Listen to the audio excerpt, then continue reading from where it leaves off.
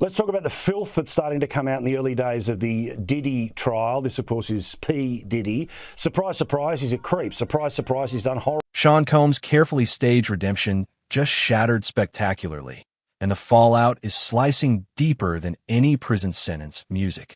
Everyone bought the act. The tearful courtroom apologies, music, the public promises of sobriety, the claims of a man transformed behind bars, until prison staff caught him fermenting Fanta in a homemade hooch just last week. Now, sources inside Fort Dix confirm his unit transfer was reversed under serious pressure. But no one's talking about the bigger picture.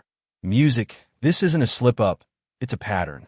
Right now, his legal team is scrambling to stall the June 30th, 2026 civil trial. Music, where Lionel Ripley's attorneys are ready with damning evidence. A 26th birthday gone violent, forced drinks, a torn skirt, and a hotel wake-up with injuries she never consented to. The numbers are brutal. $50 million in fines, 80-plus pending cases, and a bank account even his own lawyers call empty. Yet somehow, music, he just settled a $53,000 legal bill tied to his son's assault claim. The sobriety story? The lie that held everything together. So what's stalling now? Because the next leak isn't about prison moonshine or old allegations. It's the calendar on his cell wall, marked with trial dates that don't just threaten his money, but the last shred of the myth music he spent decades building. Civil case is a much lower standard of a preponderance of the evidence, or in more layman's terms, more likely than not, the measurement we as attorneys typically use for that is 51%. And so for a civil case, you're just saying, hey, is there a 51% chance that Sean Combs allegedly committed these acts? If so, he would be liable. In the federal case, which was criminal, that was proof beyond a reasonable doubt, where he was found guilty of those two counts you mentioned earlier and is serving a 50-month sentence in Fort. The prison moonshine scandal isn't just another headline. It's the first real crack in the facade, and the timing couldn't be more telling. Sean Combs was supposed to be the model inmate, the man who penned a 4-page letter to a federal judge about rebirth and sobriety. Music, claiming he was clean for the first time in 25 years, promising he'd finally found his way back from a lifetime of substances. That was the narrative his music team sold. His family reinforced it with official statements, calling early rumors exaggerated and asking the public for privacy and grace. Then came the Fanta and apples. Not just any brew. This was prison-grade fermentation. Music, the kind that takes weeks of planning and patience, the kind that requires breaking rules with confidence, the exact opposite of a man begging for mercy. Sources inside Fort Dix say he wasn't merely caught. He was moved for it, then moved back. No one is explaining the reversal. That's not a mistake. That's leverage. And leverage in a place like Fort Dix doesn't come free. The story starts to bend here. Music. The Moonshine leak hit the same week his legal team filed motions to delay Lionel Ripley's civil trial, set for June 30th, 2026, a case built on accusations of forced intoxication, physical violence, and a night in 2016 that left her with injuries she never consented to. The irony would be darkly funny if the stakes weren't so brutal. Combs' defense has quietly pushed for settlements. Music, but Ripley's team isn't backing down. The discovery phase has already exposed text messages, club footage, and hotel records, placing her disoriented the morning after. His lawyers call it a shakedown. Her attorneys call it a reckoning. The math doesn't lie. $50 million in criminal fines, 80-plus pending civil suits, and a bank account his own representatives describe as drained. Yet somehow, music, just last month, he quietly settled a $53,000 legal bill for his son Christian's separate intimate misconduct case, a payout that raises serious questions about where the money is going and who's really calling the shots. Clock is ticking on Diddy because on Friday he finds out what his sentence is going to be, but today he found out what prosecutors would like that sentence to be, and it is vastly different from what his attorneys have suggested to the judge. Prosecutors want him to do 11 years, just over 11 years. The financial shell game is the second act of this music collapse. Insiders say Combs' team has been frantically reaching out to old business partners, including TriStar, begging for liquidity to cover legal fees. The responses? Cold. His assets are frozen. His properties mortgaged, his record label a shadow of its former self. Yet the settlements keep coming.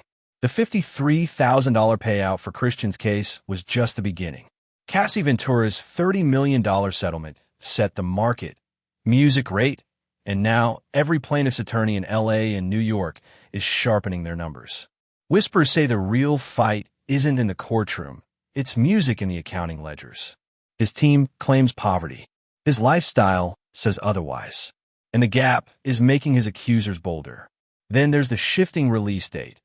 April 25th, 2028. Music moved up from June 4th of the same year, itself a revision from an earlier date. No official explanation. No public comment. Just a quiet adjustment, the kind that usually happens when someone's behavior earns favors or when someone's pulling strings. Insiders claim Combs has been using his time to teach business classes to other inmates, a detail that would be almost admirable if it weren't so on brand. The man who built an empire by turning other people's talent into his own profit is now monetizing his expertise from a prison classroom. The hustle doesn't stop. It just changes venues.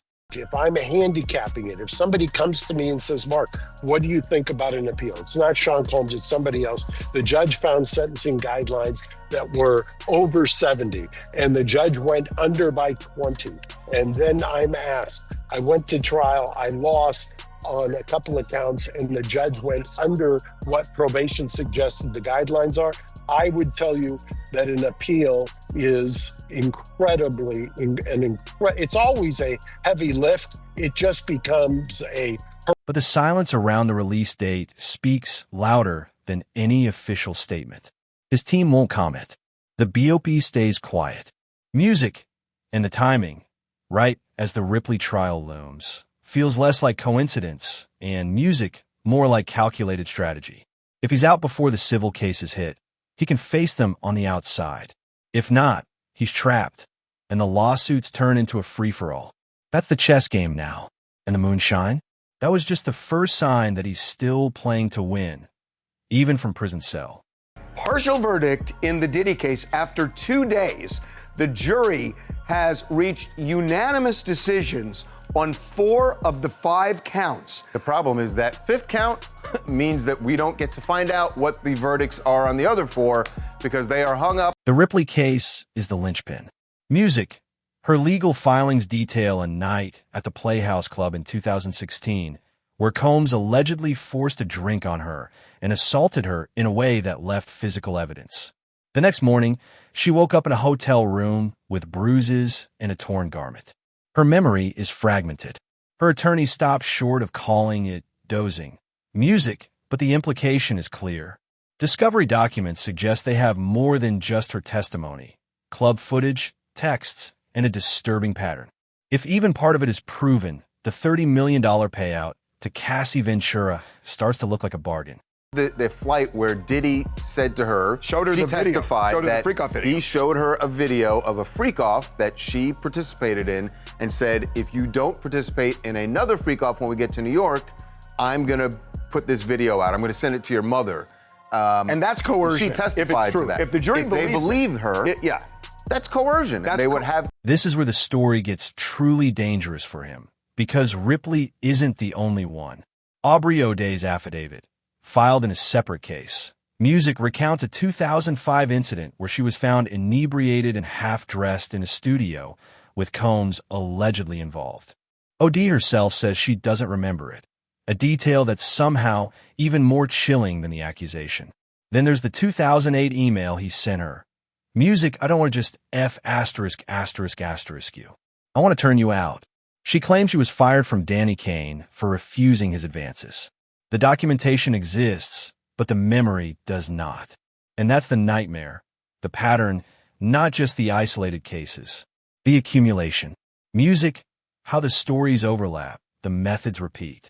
Forced drinks, fragmented memories, career retaliation, and always the belief that the rules didn't apply to him. Until now, the Ripley trial isn't just about one night in 2016. It's about 30 years of behavior finally catching up. And the Moonshine? That's just proof that some habits don't fade. Music, even in a 6 by 8 cell, Same kind of extortion that we heard when Cassie took the stand and testified on that airplane ride back from France. Diddy said, "You don't do a freak off, I'm going to release one of the freak off videos that you are profiled in." But here's the part no one's talking about yet. Music. The judge in his criminal case didn't just hand down a sentence. He called Combs' remorse lip service. That's not a throwaway line. That's a judicial warning. And if the Ripley trial goes to a jury, that warning becomes a roadmap. Because the question isn't just what he did to her. It's what he did to all of them. And how many more are still silent? The financial records? They're the next domino. His team screams poverty, but the settlements tell a different story. $53,000 here, $30 million there, and the lawsuits keep coming. The math is simple. He can't pay them all. So the strategy shifts: delay, deny, play for time. But music, time is the one thing he's running out of. The Ripley trial isn't the end. Music, it's the beginning. And the people who've been waiting for this moment aren't just his accusers. They're the ones who've been watching, documenting, and finally speaking out. That he has with others, and just because no one else has been charged, which normally in a RICO case you would have others charged. It was a statute that designed to get mob bosses, trying to get at criminal behavior that's like a web of criminal behavior that you can't necessarily prove, like the one thing or the statute of limitations expired on the other thing, but you're just showing this bad guy who's operating what's clearly an enterprise that over and over engages in criminal problems or criminal. And that's when the real trouble begins, because the Moonshine wasn't the mistake. The mistake was thinking music could still control the narrative. The second he lost that, he lost everything. The question now isn't if he'll survive this. It's music. What he'll do when he realizes he can't. Men like Combs don't go quietly. They go down swinging. And the people in his path had better watch out. Music. The next move isn't going to be pretty. It's going to be desperate. And desperate men don't care who gets hurt. They only care about staying on top. Even if the top is a music prison cell. Even if the cost is everything else. The prison Moonshine wasn't just a personal failing. It was a symptom of a system Combs built and then watched crumble around him. The cracks run deeper than fauna fermentation. His entire career, a study in turning other people's vulnerabilities into power. And now those same vulnerabilities are being weaponized against him. Take the 2005 incident with Aubrey O'Day. It wasn't an isolated allegation. It was a blueprint. Music, her affidavit describes being found in a studio barely conscious, with Combs allegedly involved in what happened next. She doesn't remember. That's not an accident. It's the point. The email he sent her later, "I don't want music to just F*** you. I want to turn you out," wasn't just crude. It was instructional. A mission statement. When she refused, she was fired from Danny Ka, a group he personally assembled. The message? Compliance or consequences. That music pattern didn't start or end with her. It's the same script Lionel Ripley's attorneys are using to frame her case. The same dynamic Cassie Ventura exposed in his criminal trial. The only difference now? The power balance has flipped, and the men who once enabled him are starting to distance themselves. To show that there was an agreement, that the organization knew what it was doing, that it was an enterprise, not in law, but in fact, that people understood the object of the enterprise, which was to promote Sean Combs and his brands and sort of fulfill any deviant desires he may have had, and then to cover up any crimes committed over the course of fulfilling those desires. The music financial records tell the real story of his collapse. His team's claims of poverty don't match the settlements still being paid. $53,000 for Christian's case, $30 million for Cassie. And that's before the Ripley trial even begins. Industry sources say his attempts to tap music old partners like TriStar for funds have been met with silence. That suggests two possibilities. Either they're cutting ties, or they're waiting to see how bad the fallout gets before deciding whether to throw him a lifeline. The mortgages on his LA and Miami properties are public. Music, record. The frozen assets are documented in court filings. But the real question is, what's not in the records? The offshore accounts, music, the shell companies, the quiet transfers. Because a man who spent decades moving money doesn't suddenly stop when the walls close in. Music, he just gets more creative. And the fact that his legal team is still settling bills while claiming poverty suggests the ledger isn't nearly as empty as they say. She testified, excuse me, that she was Diddy's ex-assistant. She said he her, sexually assaulted her in various ways multiple times. He exacted unbelievable violence against her, threatened her, one point allegedly threatened to take her phone and use anything on the phone. Then there's the matter of his son. Christian Combs' legal troubles aren't just a side note. Music, they're a continuation of the pattern. The assault allegations from Grace Omarquay on that yacht mirror the same playbook. Private settings, power imbalances, and behavior that rarely gets reported until it's too late. Christian's social media roasts of 50 Cent might read like petty rap beef. Music, but they're also a calculated distraction, and the timing is far too convenient. While his father's empire burns, the heir apparent is picking fights with rivals and posting motivational clips as if the family brand isn't already toxic. The question isn't whether Christian learned from his father's mistakes. Music, it's whether he's repeating them. And if the Ripley case breaks open the floodgates, he won't be the only one caught in the undertow. And what's really going to be interesting is the parade of celebrities who we expect to be mentioned and or called into that courtroom.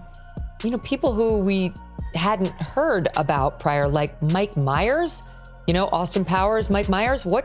Why is he getting called? Why is he on the witness list? That'll be fascinating. And then, of course, there are the no-name, quote unquote, women who are going to have to find every ounce of courage they have. The judge's words in the criminal sentencing weren't just a rebuke. They were a warning. Music, his respect for the law. Lip service. That's not legal jargon. That's an accusation. And it lines up with how his release date keeps shifting without explanation. The reversed prison transfer. The Fanta Moonshine debacle. The sobriety story crumbling the moment someone checked his cell. The system that once protected him is now documenting his downfall. And the men who used to fear him are starting music to talk. Sebastian Telfair, the former NBA player who did time with Combs at Fort Dix, called him a survivor. But survival looks different when resources dry up. The business classes he teaches in prison aren't a hobby. They're a signal. He's still networking, still positioning, still playing the long game. The difference this time? The board is smaller, the pieces fewer, and the clock is running out. The Ripley trial is the linchpin. Music, but the real damage will come from what it unlocks. Her case isn't just about one night in 2016. It's about a method, and methods leave patterns. Forced drinks, fragmented memories, career retaliation, club footage, text messages, music. Her team isn't just collecting evidence. They're holding a template. If even half of it is proven, the $30 million Cassie payout looks like a bargain. The next wave of lawsuits won't just demand money. They'll demand exposure. In an industry built on image, exposure is a currency you can't buy back. And the story gets darker. The freak-off tapes aren't just rumors. The judge called them exploitation, not consensual. And if they exist, as insiders insist, they turn the Ripley trial into just the opening move. Those tapes wouldn't just implicate Combs.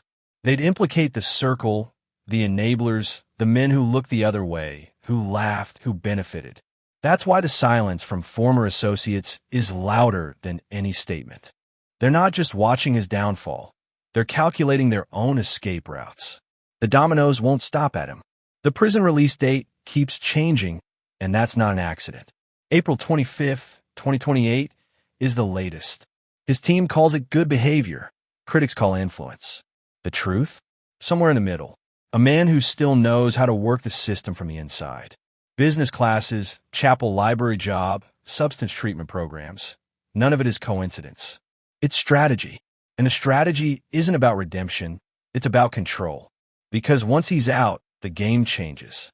And if the Ripley trial is still pending, he'll be fighting it from the outside with all the tools he knows. That's the nightmare scenario for his accusers. Delays won't save him. Music, because it's the pattern that will bury him. Not one case, but the accumulation. The way the stories match, the methods repeat, the silence breaks. Aubrey O'Day's affidavit, Lionel Ripley's hotel records, Cassie Ventura's testimony. They're not separate incidents. They're chapters in the same story. And the ending is being written right now. In a prison cell where the moonshine was just the first sign that old habits persist hardest. The question isn't whether he'll survive this. It's what he'll do when he realizes he can't. Men like Combs don't go quietly. They go down fighting. And the people in his path had better watch out, because the next move won't be pretty. Music, it's going to be desperate. And desperate men don't care who gets hurt. They only care about staying on top. Even if the top is a prison cell. Even if the cost is everything else. Here's where we leave it. Trials are coming. Money is running out. Allies are jumping ship. And the man at the center is still playing the game, even as the board burns. What happens when the lawsuits outnumber the settlements? When the tapes surface, if they exist? When the last loyalists realize the ship is sinking? And most importantly, how many more are still waiting for their moment to speak? This isn't over. Music, it's just getting started. And the next move is anyone's guess. Stay tuned.